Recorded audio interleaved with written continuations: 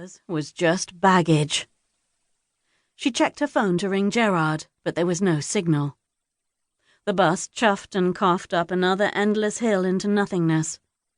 Rosie had thought England was a small country, but she had never felt so far away from everything she had ever known. She glanced anxiously at the bus driver, hoping he had remembered she was still there. That last day at work, though, really, when you thought about it, her mother couldn't have chosen to ring at a better time. "Where the hell is that sodding bedpan? What the hell is going on here? What do you think you're doing?" The young doctor didn't look more than about 20 years old, and absolutely terrified to boot. He was covering his terror by being aggressive. Rosie had seen it 1,000,000 times before. She rushed to his side. Every other nurse had disappeared from view, and he was trying to help an old lady who appeared to be reacting to the lancing of a particularly unpleasant boil by peeing the bed at the same time. Which would have been fine, but Rosie had only been on the ward 10 minutes, and no one had bothered to give the agency auxiliary even the most cursory show around. She didn't blame the staff nurses. They were up to their eyeballs, and there were different agency nurses in every day. So she had tried to unobtrusively change sheets, bring water to those who needed it, take lunch orders, do the tea round, and empty the bedpans and sharps boxes, and generally help as much as she could without getting in anyone's way, even though she'd worked a 12-hour day in a different hospital across town the day before and was still absolutely exhausted.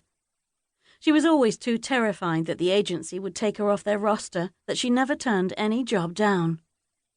Meanwhile, the very young, rather posh-looking doc was getting positively hosed with pee and pus, which might, Rosie tried not to think, have been funny under different circumstances, but as it was, she managed to dart to another elderly patient and grab a large cardboard bedpan just in time, knocking it in front of the doc to catch the remainder like a doubles tennis player.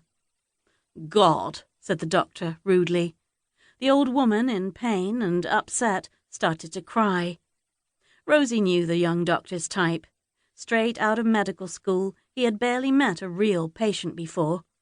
He had spent years in nice lecture halls, being treated like the creme de la creme by friends and family for being a student doctor. And he was now getting his first unpleasant wake-up call in the real world.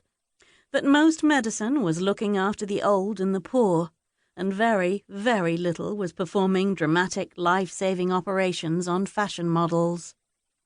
There, said Rosie, sitting on the bed and comforting the old lady, who was a shapeless bulk beneath her humiliatingly open hospital robe.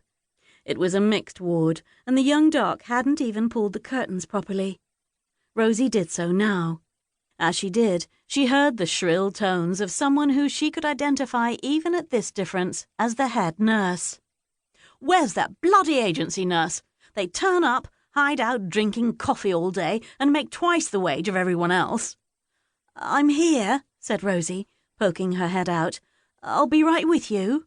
"Now, please," said the head nurse. "There's a mess in the men's loos you'll need to sort out. I'd put on some gloves if I were you."